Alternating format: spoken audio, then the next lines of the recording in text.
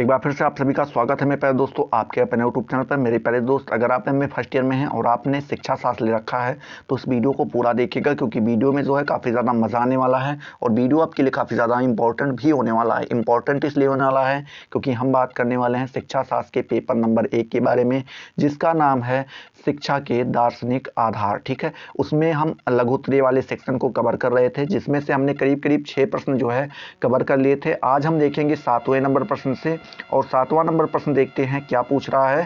7वां number प्रश्न पूछ रहा है प्रयोजनवाद के आधारभूत सिद्धांत कौन कौन से हैं। तो आपको ध्यान में रखना है, प्रयोजनवाद के आधारभूत सिद्धांत निम्नलिखित हैं। पहला क्या है, सत्य का हमेशा परिवर्तनशील होना।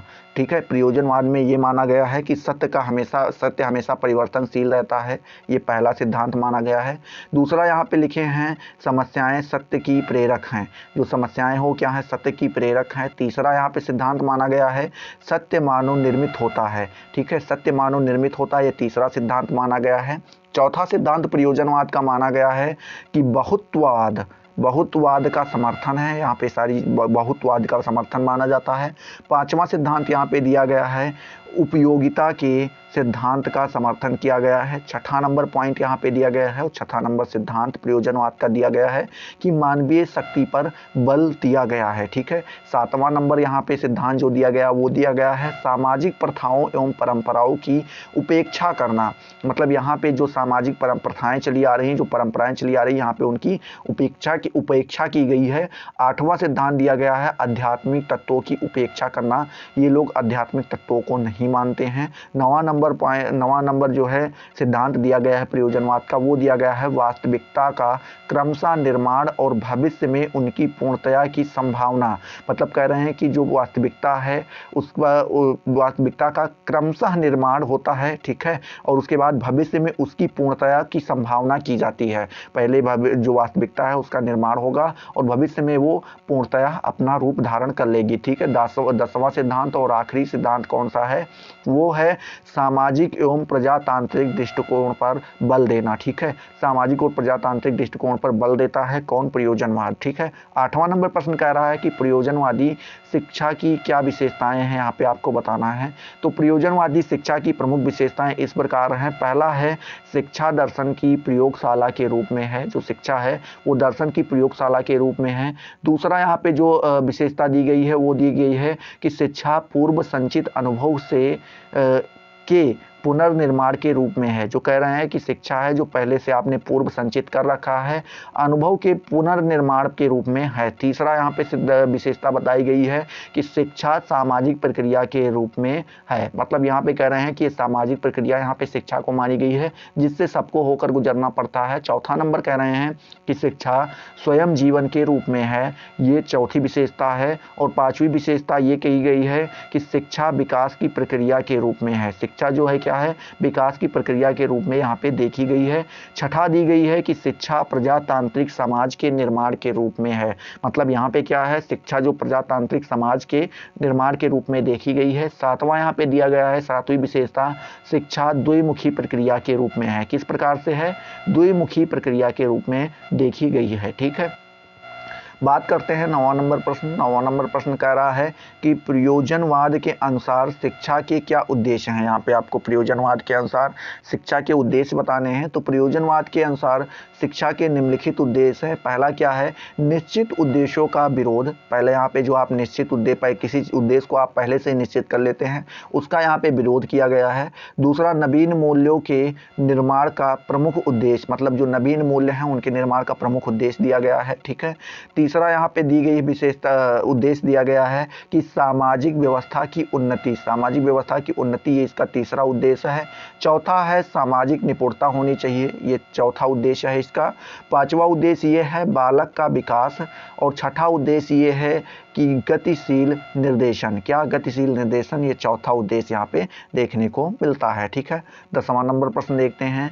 10वां नंबर प्रश्न कह रहा है मेरे प्यारे दोस्त कि सांख्य दर्शन के अर्थ का नामकरण पर टिप्पणी लिखिए। जो सांख्य दर्शन है उसके अर्थ पर और उसका जो नामकरण है दोनों पर आपको टिप्पणी लिखनी है। तो सांख्य दर्शन वैदिक कालीन अथवा प्राचीन दर्शन है। ये पुराना प्राचीन दर्शन है, ये वैदिक कालीन की जब वेद का काल था उस समय से ये चला आ रहा है। इसका उल्लेख पुराण पुराणों, गीता, महाभारत तथा अन्य कई धार्मिक ग्रंथों में पाया जाता है। ठीक है, तो इसका उद्देश्य यहाँ पे उल्लेख पाया गया है। बात करते हैं इसके नामकरण के संबंध में विद्वानों में मतभेद पाया जाता है। मतलब इसके जो नामकरण है इसमें जितने वैज्ञानिक हुए हैं उन्होंने अपने अपने अनुसार बताया है। किसी का यहाँ पे मिल नहीं रहा है कि एक तरीके का किसी का वो रहा हो नामकरण का कोई मतलब एक ही तरीके का नामकरण कोई बताए हों। आगे हम सांख्य शब्द की उत्पत्ति एवं अर्थ के संबंध में विद्वानों के विचार प्रस्तुत कर रहे हैं। पहले यहाँ पे आप क्या जाते हैं, कौन से संपूर्वक चलिंड ने संपूर्वक चलिंड से उत्पत्ति। ठीक है, दूसरा क्या सिद्धांत कौमुदी में सांख्य शब्द की उत्पत्ति कहाँ पे, संपूर्वक चांडिल्य से उत्पत्ति। सैद्धांतिक कौमुदी में सांख्य शब्द की उत्पत्ति। और उसके बाद यहाँ पे क्या है, संपूर्वक चलिंड धातु से बताई गई है। चलिंड का अर्थ होता है संख्यान। ठीक है, संख्यान होता है। अतः सांख्य शब्द का अर्थ है सम्यक सम्यक ख्यानम सम्यक ज्ञान, मतलब सम्यक ख्यानम सम्यक ज्ञान तथा सम्यक दर्शन से होता है। गीता में भी सांख्य शब्द विवेक व ज्ञान के अर्थ में प्रयोग हुआ है। गीता में अगर आप देखें तो इसका जो है प्रयोग किया गया है तो वो ज्ञान और अर्थ के रूप में प्रयोग गया है। दूसरा यहाँ पे देखने को मिल रहा है संख्या से उत्पत्ति, संख्या से भी इसकी उत्पत्ति मानी जाती है। कुछ विद्वान सांख्य शब्द की व्युत्पत्ति संख्या अर्थात नंबर से मानते हैं। चूंकि इस दर्शन में पुरुष एवं प्रकृति को मिलाकर 25 तत्वों द्वारा जगत मीमांसा प्रस्तुत की गई है। मतलब यहाँ पे पुरुष और प्रकृति को अगर मिला ले तो टोटल यहाँ पे 25 तत्व बताए गए हैं जो पूरे जगत को क्या करते हैं, जगत का निर्माण करते हैं और पूरे जगत का संचालन करते हैं। अतः इसका नाम सांख्य पड़ा। यही कारण है कि इसका नाम हमें सांख्य देखने को मिलता है।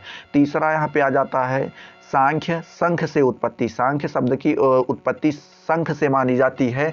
हरीशचंद्र सूरी के अनुसार देखें तो सांख्य शब्द शंख या फिर शंख अर्थात आदि पुरुष के अर्थ में व्यवहारत हुआ है। मतलब जो आपके हरीशचंद्र सूरी हुए हैं उन्होंने ये बताया है कि जो सांख्य है, एक मिनट इसको थोड़ा सा ऊपर कर लें, जो सांख्य है वो शंख शब्द से माना गया है। ठीक है, वस्तुतः यह दर्शन मोक्ष प्राप्ति के लिए जड़ तथा चेतन अर्थात प्रकृति व पुरुष के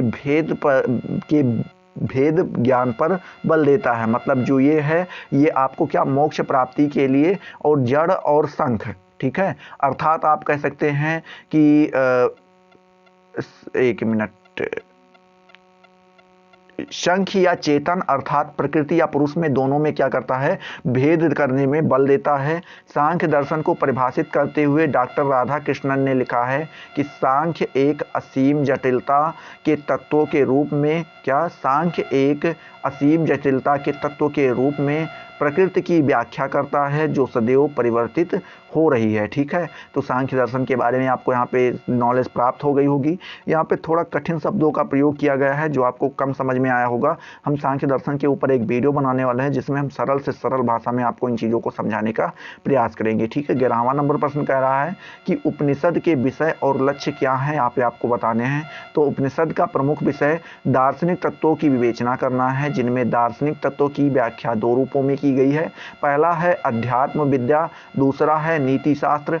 अध्यात्म विद्या के अंतर्गत परम सत्ता, जगत का स्वरूप तथा सृष्टि समस्या की व्याख्या की गई है। नीति शास्त्र के अंतर्गत व्यक्ति के अंतिम लक्ष्य, उसके आदर्श कर्म का मुक्ति के साथ संबंध, मुक्ति की सर्वोच्च धारणा, पुनर्जन्म का सिद्धांत आदि की व्याख्या हो गया की गई है। उपनिषद का प्रमुख लक्ष्य सत्य की खोज है। मतलब यहाँ पे जो उपनिषद है इसका प्रमुख लक्ष्य बताया गया है कि सत्य की खोज करना है। इस संदर्भ में डॉक्टर उमेश मिश्र ने लिखा है कि अद्वितीय अखंड सचित्त आनंद परमात्मा का विचार या साक्षात्कार ही उपनिषदों का परम लक्ष्य है। वास्तव में ज्ञान तथा विज्ञान पर परम लक्ष्य भी तो यही अखंड परम तत्व है, वही जीवन का मुख्य लक्ष्य है और उसी की प्राप्ति की अनुभूति से दुख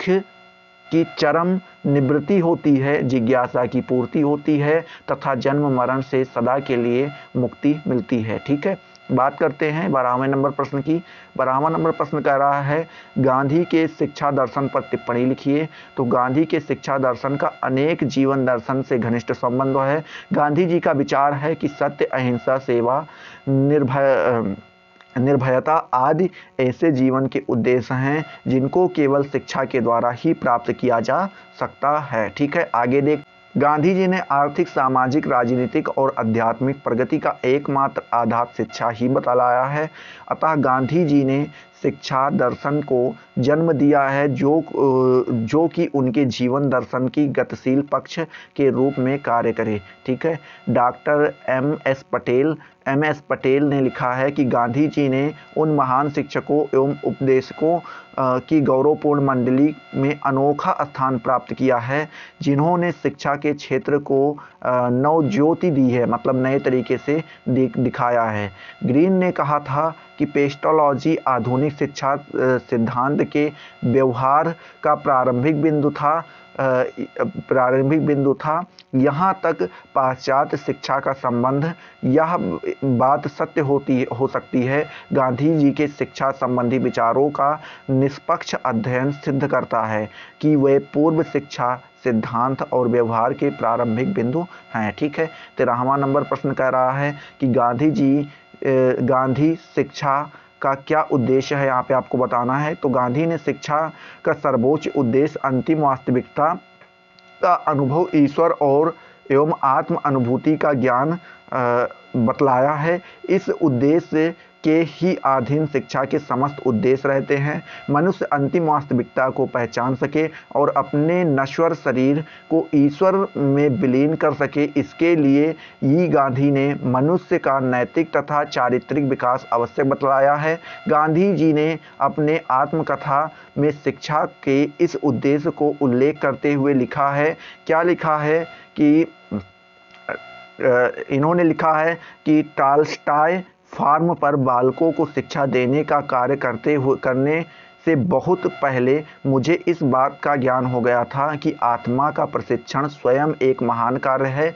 आत्मा का विश्वास करना, चरित्र का निर्माण करना एवं व्यक्ति को ईश्वर तथा आत्म अनुभूति के लिए कार्य करने के योग्य बनाना है। ठीक है, आई होप ये सारी चीज़ें आपको अच्छे से क्लियर हुई होंगी। अगर क्लियर हुई है तो फटाफट वीडियो को लाइक करो, अपने दोस्तों के साथ शेयर करो। अभी तक आपने चैनल को सब्सक्राइब नहीं किया तो सब्सक्राइब करके बेल वाले आइकन को जरूर प्रेस कर दो, जिससे आपको सारी नोटिफिकेशन मिलती रहें और आप उनसे लगातार लाभान्वित होते रहें। तो चलिए अगले वीडियो में मिलते हैं नए जोश, नए टॉपिक के साथ। तब तक के लिए जय हिंद, जय भारत।